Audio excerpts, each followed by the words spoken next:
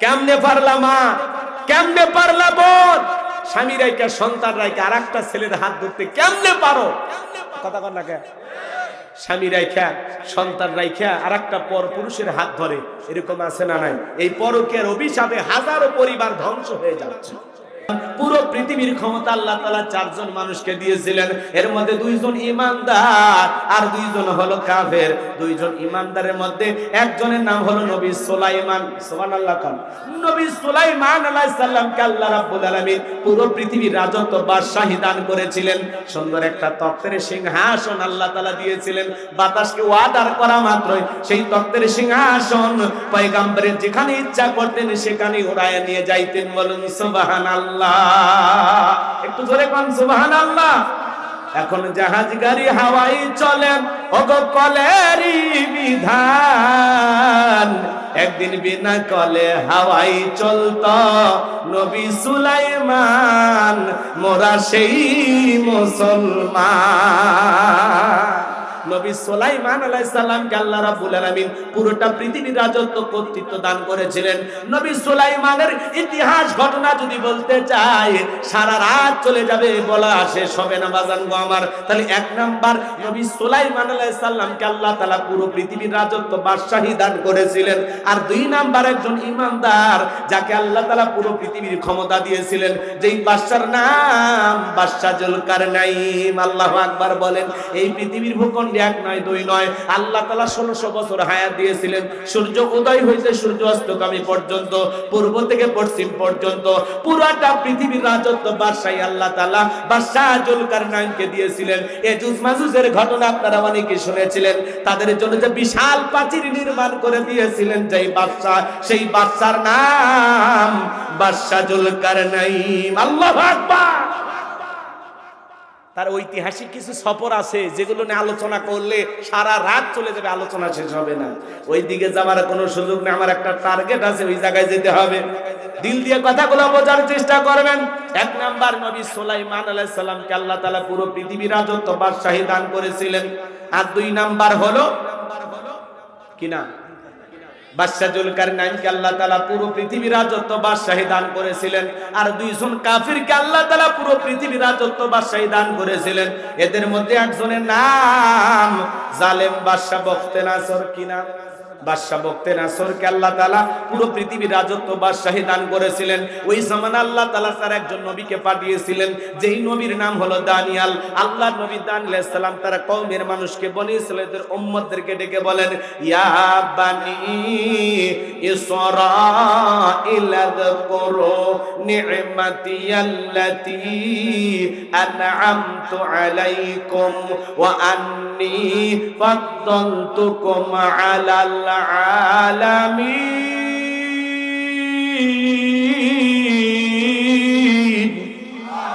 আল্লাহর নবী দানিয়েল আলাইহিস সালাম ডেকে বলেন, ও বনি ইসরাঈল উম্মতেরা, তোমরা দাম্ভিকতা করো না, অহংকার করো না।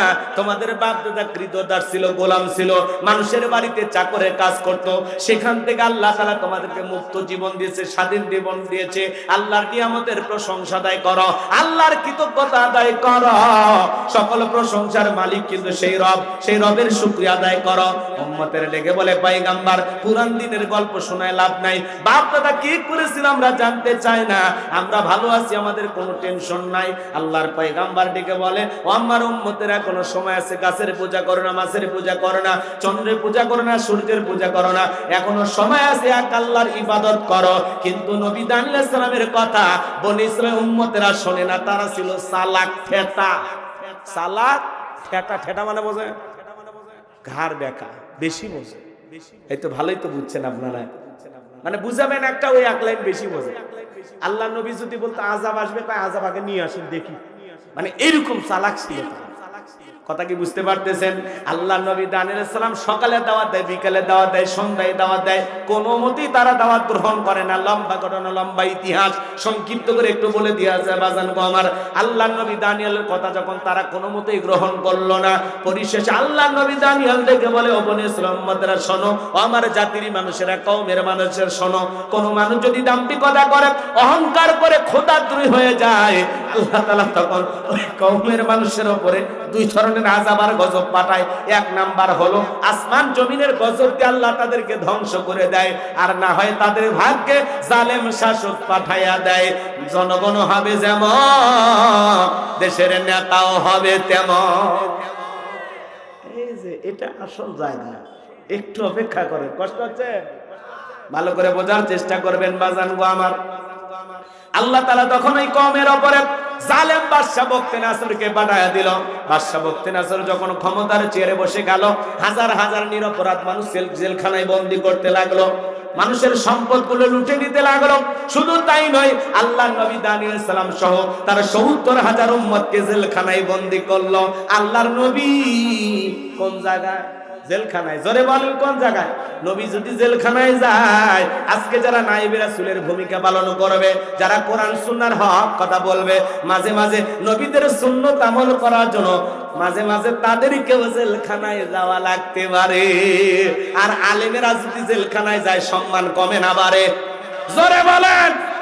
আলেমদেরকে মানুষ কলিজাতে মহব্বত করে, আলেমদের বিরুদ্ধে নানামুখী ষড়যন্ত্র করে, মিথ্যা অপবাদ দিয়া যুগের পর যুগ জেলখানায় বন্দী করেছিল। বলেন তো বাজান, মুফতি আমির হামজা ভাইকে যারা ৩ বছর জেলখানায় বন্দী করে রেখেছিল, এতে আমির হামজা ভাইয়ের সম্মান কমেছে না বেড়েছে? আল্লামা মামুনুল হক শাইখুল হাদিস, আপনার শাইখুল হাদিস, তার বিরুদ্ধে যারা মিথ্যা অপবাদ দিয়ে জেলখানায় বন্দী করে রেখেছিল, এতে কি শাইখুল হাদিস আল্লামা মামুনুল হকের সম্মান কমেছে না বেড়েছে? কথা কি বোঝেন নাকি রাগ করতেছেন? মাঝে মাঝে আলেমরা জেলখানায় গেলে মন খারাপ করা যাবে না। মনে করবেন নবীদের সুন্নাত আমল করতেছে, আর জেলখানায় গেলে খাঁটি মুমিন পুরি আরো খাঁটি হয়। এটা তার জীবনের পরীক্ষা। কথা বলে ঠিক না? রাগ করে? পুরুষের জন্য জেলখানা আপনারা ডায়লগ দেন, তো হুজুর যদি জেলখানায় যায়, চোর বদমাইশ, এরা জেলখানায় গেলে একটা মুরগি চুরি করে জেলখানায় গেছে, ডাকাতের সাথে ধাক্কা গেছে। ডাকাত কয় কি চুরি করছিস? কয় মুরগি।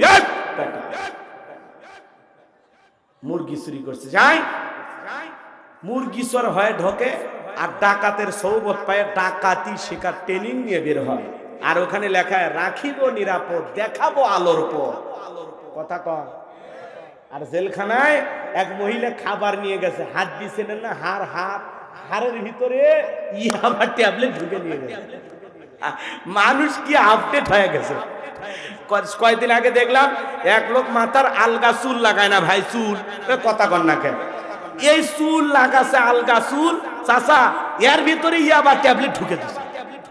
মানুষ কি মানে মানুষের মাথার বুদ্ধি দেখে অবাক হয়ে যাবে।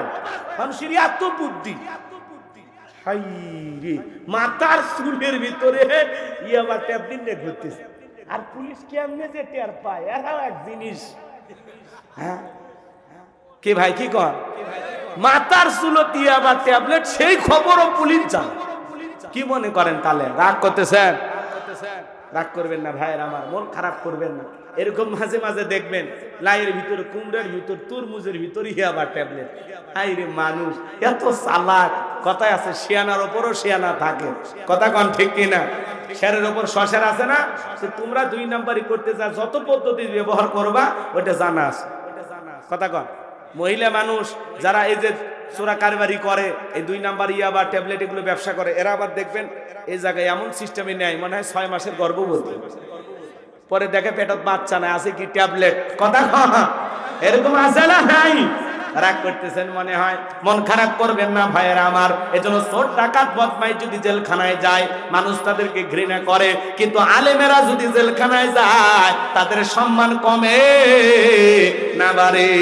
আলেমদেরকে মানুষ কলিজা দিয়ে মহব্বত করে। হেরে যাবে ওদের হিংসা, জিতে যাবে আমাদের ভালোবাসা। ডক্টর মিজানুর রহমান আজারি ভাই 4.5 বছর বাংলাদেশের বাহিরে ওরা রেখেছিল, দেশে আসতে দেয় নাই, দেশের মানুষটাকে দেশে প্রবেশ করতে যায় নাই। আজকে ডক্টর মিজানুর রহমান আজারি ভাই 4.5 বছর পরে বাংলাদেশে এসে এমন এক ইতিহাস সৃষ্টি করেছেন। লক্ষ লক্ষ মানুষ পঙ্গপালের মতো, পাগলের মতো তার মাহফিলে কোরআনের কথা শোনার জন্য যায়। বীরের বেশে বাংলাদেশে ফিরে এসে কোরআনের কথা বললেন। আর যারা তাকে আসতে বাধা দিয়েছিল, তারা চোরের মতো পালিয়ে গেছে। আলেমদের সাথে লাগতে আসবেন না, কথা কন। মন খারাপ করেন নাকি? সামনের দিকে যায় ভাইরা আমার, আল্লাহর নবী দানিয়েল জেলখানায়, কথা মনে আছে না নাই? উম্মতকে ডেকে বলে কি ব্যাপার, কই গেল তোমাদের দাম্ভিকতা, কই গেল অহংকার, কই গেল টাকার বয়রায়, কই গেল ভালো থাকার দিনের বড়াই? এই দিনের ভয় তো আমি তোমাদেরকে দেখাইতেছিলাম। উম্মতরা ডেকে বলে পয়গম্বর যা করেছি ভুল করেছি, এখন থেকে আর ভুল করব না, আজ থেকে আপনি যা বলবেন আমরা তাই শুনবো। উম্মতরা ডেকে বলে পয়গম্বর আর গাছের পূজা মাছের পূজা করব না, চন্দ্রের পূজা করব না, এখন থেকে একমাত্র আল্লাহর ইবাদত করব, আপনি যা বলবেন আমরা তাই শুনবো। নবী দানিয়েল ডেকে বলে শোনো, সত্যি যদি তোমরা পরিবর্তন হতে চাও, রাত 12টার পরে আমি যখন আল্লাহ বলে ডাক দেব, আমার সঙ্গে তোমরা সবাই ঘুম থেকে জাগ্রত হয়ে আল্লাহ বলে ডাক দিবা। একমাত্র আল্লাহ তাআলাই পারেন আমাদেরকে জালেমের জেলখানা থেকে মুক্ত করার জন্য। এজন্য তওবা করতে হবে আল্লাহ তাআলার কাছে। আল্লাহর নবী দানিয়েল সালাম রাত 12টার পরে আল্লাহ বলে ডাক দিয়েছেন। সবাই একটু চিৎকার মেরে ডাক দেন আল্লাহ, একটু ভালোবেসে ডাক দেন আল্লাহ, আল্লাহু আকবার। আল্লাহ নবী দানিয়েল সালাম আল্লাহ বলে ডাক দিয়েছেন। পয়গম্বরের সাথে ৭০,০০০ উম্মত ঘুম থেকে জাগ্রত হয়ে আল্লাহ বলে ডাক দিয়েছেন। নবী দানিয়েল তাদেরকে নিয়ে সিজদায় লুটিয়ে বলেন কাকুতি মিনতি সহকারে আল্লাহর কাছে দোয়া করতে লাগলেন, আল্লাহ আমার উম্মতেরা ভুল করেছে, নিজেদের ভুল বুঝতে পেরেছে, তারা এখন তওবা করে ফিরে আসতে চায়। আল্লাহ আপনি আমার উম্মতদেরকে মাফ করে দেন, একমাত্র আপনি পারেন জালেমের জেলখানা থেকে মুক্ত করে দিতে।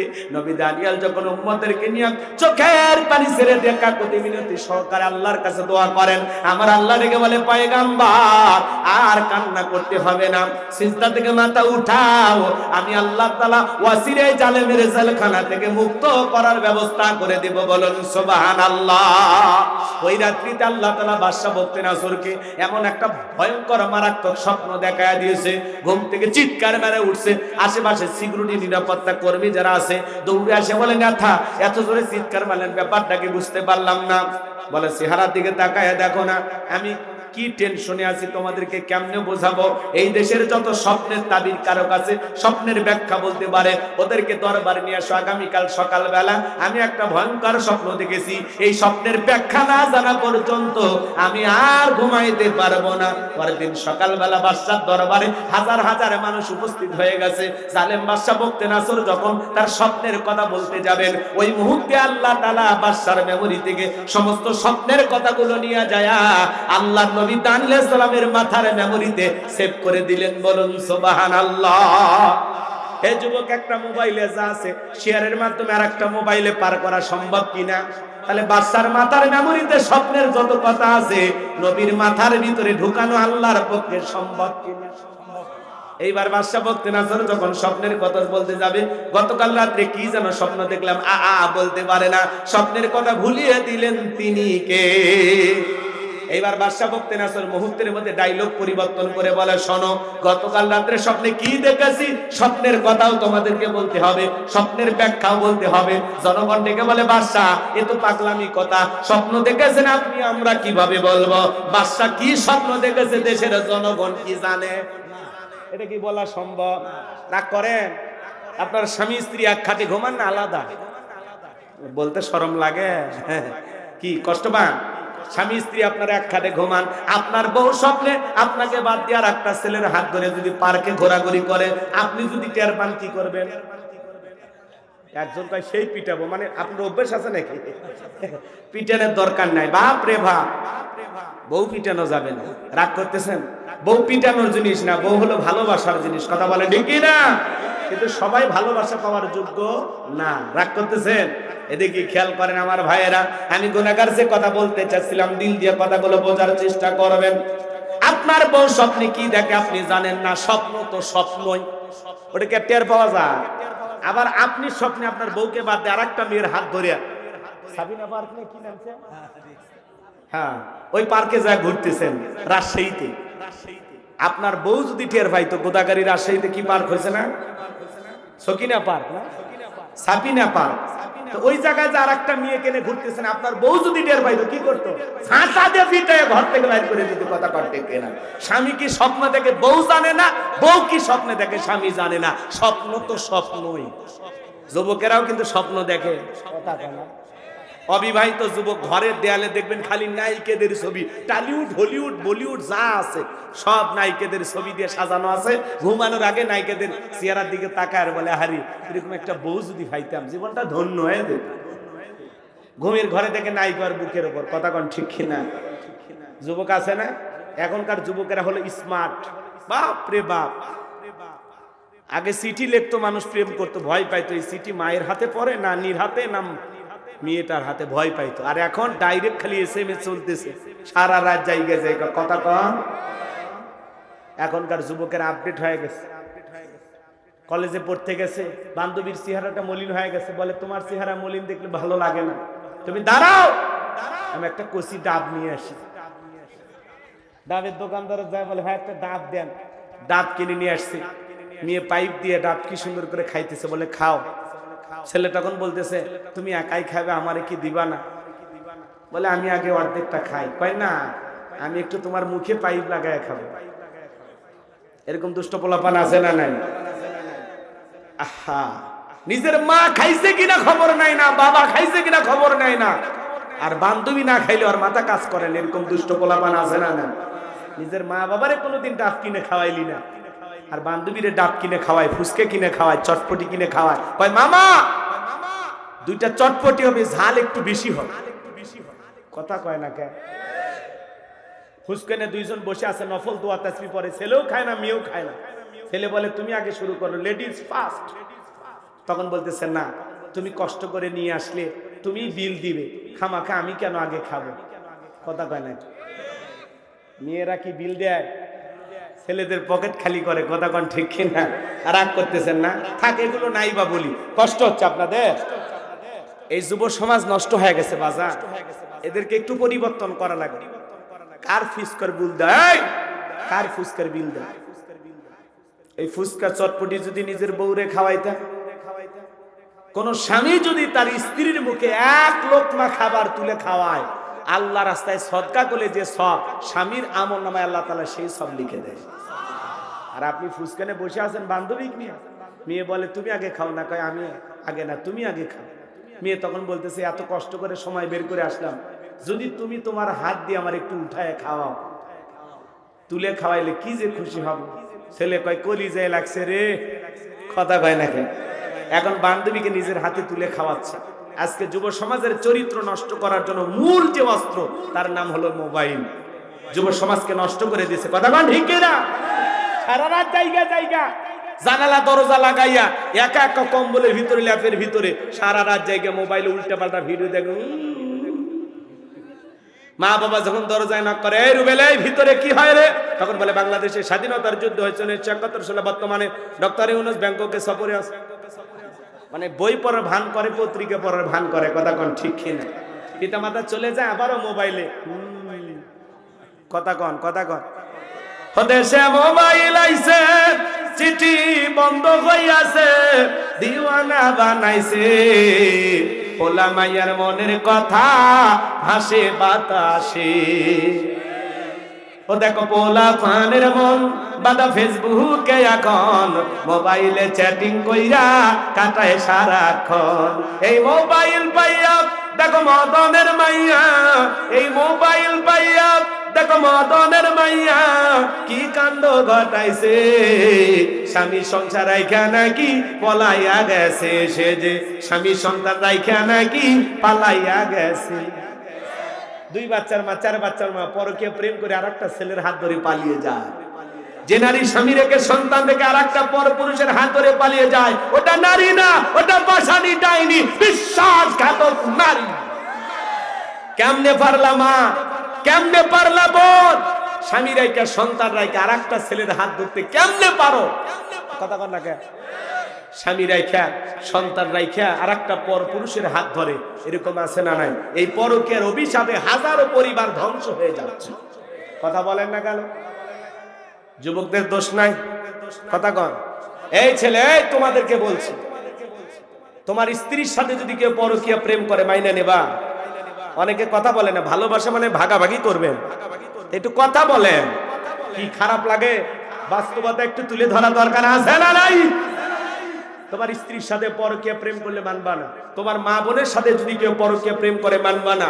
তুমি যেই নারীর সাথে পরকীয়া প্রেম করো ওই নারীও কারো না কারো স্ত্রী, কারো না কারো মা, কারো না কারো মেয়ে। একটু কি বিবেকে বাধা দেয় না?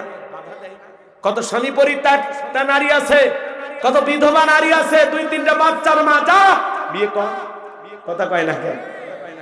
কত গরিব পরিবারে মেয়েটা যুবতী হয়েছে, বিয়ে দিতে পারে না, যাও বিয়ে করো, কথা কর। ওই জায়গায় যাবে না, স্বামী আছে, সন্তান আছে, সেই দিকে তোমার নজর যায়। আল্লাহ যুবকদের চরিত্র হেফাজত করা তৌফিক দান করুন, জোরে বলুন আমিন। আর একটু জোরে বলুন আমিন। পায়ে হাত দিয়ে অনুরোধ করি, সমস্ত পরকীয়া প্রেম থেকে, অবৈধ প্রেম ভালোবাসা থেকে আল্লাহ যুব সমাজকে হেদায়েত দান করুক, জোরে বলুন আমিন। তরুণ তরুণীদেরকে আল্লাহ হেদায়েত দান করুক, একটু জোরে বলুন আমিন।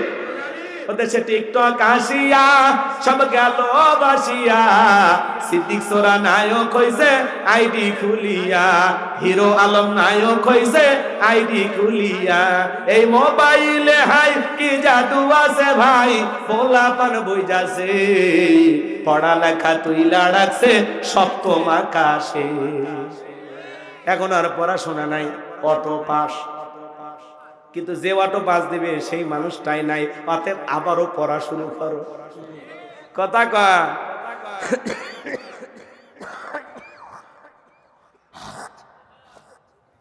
যিনি তোমাদেরকে অটো পাস করায় দিবে তিনি তো নাই, অতএব ভালো হয়ে যাও। আল্লাহ যুবকদের হেদায়েত দান করো। কোন কোন যুবক আছো বিয়ের আগে কোনো অবৈধ প্রেম ভালোবাসা করবা না, মা বাবার পছন্দের মেয়েকে বিবাহ করবা? হাত তুলে দেখাও। কে রাজি আছেন তো? ইনশাআল্লাহ। এক চাচাও হাত তুলছে। এই বয়সে রিস্ক নিন না, চাচি যদি এই ভিডিও দেখে বাড়িতে আর যাইতে দেবেন। আল্লাহ যুবকদের হেদায়েত দান করুক, জোরে বলেন আমিন। কথা মনে আছে না নাই? এ বাজান গো আমার, যে কথা আমি বলতে চাচ্ছিলাম, বাদশা ডেকে বলে শোনেন, আমি স্বপ্নে কি দেখেছি, স্বপ্নের কথাও বলতে হবে, স্বপ্নের ব্যাখ্যাও বলতে হবে। জনগণ ডেকে বলে বাদশা, এটা তো আমাদের পক্ষে বলা সম্ভব নয়। বাদশা ডেকে বলে কেন, তোমরা নাকি গায়েব জানো? বলেন তো বাজান, আল্লাহ ছাড়া দুনিয়ার কোনো মানুষকে গায়েব জানে? গায়েবের এলেম আছে কার কাছে? আমাদের সমাজে কিছু ভণ্ড পীর বের হয়, ওরা বলে আমরা গায়েব জানি, আলিফ লাম মিম, এগুলোর অর্থ কোনো আলেম ওলামা জানে না, আমরা জানি। যেই পীর সাহেব বলবে আমি গায়েব জানি, ওরে নিয়ে যাবেন অন্ধকার রুমের ভিতরে, আচ্ছা তারে পিটাবেন, পিটায়ে বলবেন গায়েবী মার দিলাম, কারো কাছে বলবি না, বললে ধ্বংস হয়ে যাবি। আল্লাহ ছাড়া দুনিয়ার কোনো মানুষ গায়েব জানে না। কি কথা ক্লিয়ার না ভেজাল আছে? মনে থাকবে তো ইনশাআল্লাহ? আমার ভাইয়েরা দিল দিয়ে কথাগুলো বোঝার চেষ্টা করেন। এইবার বাদশা বলতে নাসর ডেকে বলে, আমি তোমাদের 7 দিনের আলটিমেটাম দিলাম, এই 7 দিনের মধ্যে আমি স্বপ্নে কি দেখেছি স্বপ্নের ব্যাখ্যাও বলতে হবে এবং স্বপ্নের কথাও তোমাদেরকে বলতে হবে। জনগণ ডেকে বলে বাদশা 7 দিন কেন, 7 বছর সময় দিলে আমাদের পক্ষে বলা সম্ভব নয়। সমস্ত জনগণেরা চলে গেল, জেলার এইবার জেলখানা দিয়ে করতেছে। আল্লাহ নবী দানিয়েল ডেকে বলে জেলার, দেখে মনে হয় টেনশনে আছেন। সমস্ত ঘটনা খুলে বলার পরে আল্লাহ নবী ডেকে বলে জেলার, তুমি তোমার বাদশার এখানে খবর পৌঁছায় দাও, তোমার বাদশা স্বপ্নে কি দেখেছে আর এই স্বপ্নের ব্যাখ্যা কি হবে, দুইটাই আমার জানা আছে, জোরে কোন মারহাবা। এইবার জেলার যায় বলে বাদশা, আপনার টেনশনের ঔষধ পাওয়া গেছে, আপনি স্বপ্নে কি দেখেছেন আর এই স্বপ্নের ব্যাখ্যা কি হবে? জেলখানা একটা কয়েদি আছে নাম দানিয়েল, সে ব্যাখ্যা জানে, তাই নাকি? বলে হ্যাঁ, ঠিক আছে, যাও বাজানকে নিয়ে আসো। আল্লাহ নবী দানিয়েলকে যখন বলা হলো বাদশা তোমাকে ডেকেছে, আল্লাহ নবী দানিয়েল ডেকে বলে শোনো, বাদশার সামনে যাইতে রাজি আছি, আমার একটা শর্ত আছে, আমার 70,000 উম্মতকে আগে জেলখানা থেকে বের করে দেওয়া লাগবে, সবার শেষে আমি বের হব। চিৎকার মেরে বলুন সুবহানাল্লাহ। নেতৃত্ব যদি শেখা লাগে, নেতাগিরি যদি শেখা লাগে, নবীদের কাছ থেকে শেখা লাগবে। আপনি যাত্রার পিছনে মিছিল করতে যান, নওগাঁ শহরে মিছিল করতে গেছেন, নেতা ভাইসি একখান ট্যাবলেট খান, ট্যাবলেট খান, ট্যাবলেট খান, যেখানে আমরা আছি সেখানে ট্যাবলেট খান, কবরে তোমরা কেন ওপরে? নেতার সাথে মিছিল করতে যায়, পুলিশ এসে 105 জনকে ধরে নিয়ে গেল, নেতা সহ। নেতার তো সকাল বিকাল জেলখানায় ঢোকে আর বের হয়, মামু খালুর অভাব নাই। কিন্তু আপনি গরিব মানুষ, রিক্সা চালান, ভ্যান চালান, মাঠে ময়দানে কাজ করেন। আপনার নেতা যদি আপনাকে ভালোবাসতো, ডেকে বলতো শোনো, আমার কর্মীরা আমাকে মোহাব্বত করে মিছিল করতে আসে, একদিন রিক্সা না চালাইলে ওদের বাড়িতে আগুন জ্বলে না, পরিবারের মুখে খাবার উঠবে না। আমার একটা কর্মী জেলখানায় থাকা অবস্থায় আমি নেতা বাহিরে বের হব না, তারা হলো সত্যিকারের নেতা। আর আপনাকে বিপদে ফেলে নেতা জেলখানা থেকে বের হয়ে আসে, আপনার পরিবারের মুখে খাবার নাই, বউ বাচ্চা কান্নাকাটি করে, জামিনে আপনাকে সারাই দিয়ে লক্ষ লক্ষ টাকা খরচ করে। কথা কন। অর্থাৎ যেই নেতা আপনার বিপদে পাশে দাঁড়াবে, আপনার সুখে দুঃখে পাশে দাঁড়াবে, আপনার দুঃখ থেকে কাঁদে, আপনার সুখ থেকে হাসে, এমন নেতার পিছনে দৌড়ান লাগবে। যাত্রার পিছনে দৌড়ে বউ বাচ্চা বিপদে ফেলার কোনো দরকার, বুঝতে শুনে পা ফেলবে। কি বলে? খালি যাত্রার পিছনে স্লোগান দেন না। বলতো ভাইয়ের চরিত্র ফুলের মতো পবিত্র, নামাজ পড়ে একক, গাঁজা খাই 5 ওয়াক্ত, ঘুম চুরিতে পাকা ভক্ত, শয়তানের 1 নাম্বার ভক্ত, হুজুরদের জন্য খুবই শক্ত, চুষে খাই গরিবের রক্ত। পোস্টারে লেখা আছে গরিবের বন্ধু, ভোট দিয়ে দেখেন গরিবের কয় নাম্বার শত্রু। কথা কন না কে? এজন্য যাত্রার পিছনে দৌড়ান যাবে না, ভালো মানুষ দরকার। কথা কন। সৎ যোগ্য নামাজি আল্লাহওয়ালাদেরকে দরকার। কথা বলেন। কথা যার মনে থাকে, অল্পতে বুঝে নেবেন, বেশি গভীরে না যাওয়াই ভালো। আমার ভাইয়েরা, দিল দিয়ে কথাগুলো বোঝার চেষ্টা করবেন। আমি গুনাহগার যে কথা বলতে চাচ্ছিলাম, এইবার জেলার আইসা বলতেছে বাদশাহ যে আপনার স্বপ্নের ব্যাখ্যা জানে, তার একটা শর্ত আছে, তার ৭০,০০০ লোক জেলখানা আছে, তাদেরকে ছেড়ে দেওয়া লাগবে। এইবার বাদশাহ ডেকে বলে, জেলার ওই যুবক, ওই ছেলেটা যদি বলে এই জেলখানা কেন, তামাম পৃথিবীর জেলখানার আসামি ছেড়ে দিতে রাজি, বাজান যা বলে তুমি তাই করো, জোরে কোন মারহাবা। এইবার আল্লাহর নবী দানিয়েল আলাইহিস সালামের সমস্ত উম্মতদেরকে জেলখানা থেকে বের করে দেওয়া হলো। আল্লাহর নবী দানিয়েল আলাইহিস সালাম যখন বাদশার দরবারে প্রবেশ করবেন, দরবারে প্রবেশের নিয়ম হলো যত মানুষ দরবারে প্রবেশ করে মাথাটা নত করে প্রবেশ করা লাগে, কিন্তু আল্লাহর নবী দানিয়েল কি কোনো জালেমের কাছে মাথা নত করতে পারে? ইয়্যাকা না'বুদু ওয়া ইয়্যাকা নাস্তাঈন, আমরা তোমার ইবাদত করি, তোমার গোলামি করি, সাহায্য তোমার কাছে চাই, আল্লাহ ছাড়াই মাথা দুনিয়ার কারো কাছে নত করা যাবে না। দেহটাকে আঁটোসাঁটো করলেন, মাথাটাকে উঁচু করে সুন্দর করে দরবারে প্রবেশ করলেন। এমন দৃশ্য দেখার পরে বাদশা ভক্তেরা জোরে ডেকে বলে, বাজান যত মানুষ আমার দরবারে প্রবেশ করে মাথা নত করে, তুমি কেন মাথা নত করলা না? আল্লাহর নবী দানিয়েল আলাইহিস সালাম ডেকে বলে, আপনার স্বপ্নের কথা যে আমার মাথার মেমোরিতে সেভ করে দিয়েছে, তার কথা হলো তাকে সারা দুনিয়ার কারো কাছে মাথা নত করা যাবে না। আমি যদি মাথা নত করতাম, আপনার মতো যদি স্বপ্নের কথা ভুলিয়ে দিত, আপনি টেনশনে মারা যেতেন, আমাকে মেরে ফেলতেন। তখন ডেকে বলে, বাজান আসলেই তোমার মাথায় বুদ্ধি আছে, তুমি একটা জ্ঞানী মানুষ, জোরে কোন মারহাবা। কথাগুলো বোঝার চেষ্টা করবেন। এইবার বাদশা বক্তে নাসর নিজে চেয়ার থেকে উঠলেন, আর আল্লাহর নবী দানিয়েল আলাইহিস সালামকে চেয়ারে বসায়া দিলেন। তাহলে জেলখানা থেকে বের করে চেয়ারে বসায়া দেন, তিনি কে? সে আল্লাহ আজও আছে না নাই? বয়সটা মনে একটু বেড়ে গেছে, একটু জোরে কর না নাউজুবিল্লাহ। রাগ করে? আল্লাহ নবী দানিয়েল আলাইহিস সালাম চেয়ারে বসেছেন, বাদশা ডেকে বলে, বাবা তাড়াতাড়ি স্বপ্নের কথা বলো, স্বপ্নের ব্যাখ্যা বলো। আল্লাহ নবী দানিয়েল আলাইহিস সালাম এইবার বলবে, আমি কি পুরো ঘটনাটাই বলবো? আপনারা কি শুনবেন? কারা কারা একটু হাত তুলে দেখান তো বাজার, লিল্লাহি তাকবীর। অনেকে ওয়াদা দিয়ে ওয়াদা রাখতে পারেন না, তার কিছু প্রমাণ আপনাদের সামনে আমি দেখতে পাচ্ছি। যাই হোক, কষ্ট হচ্ছে আপনাদের। 10টা মিনিট আর একটা আয়াত আছে না নাই? আমার আল্লাহ রাব্বুল আলামিন বলেন 10টা মিনিট।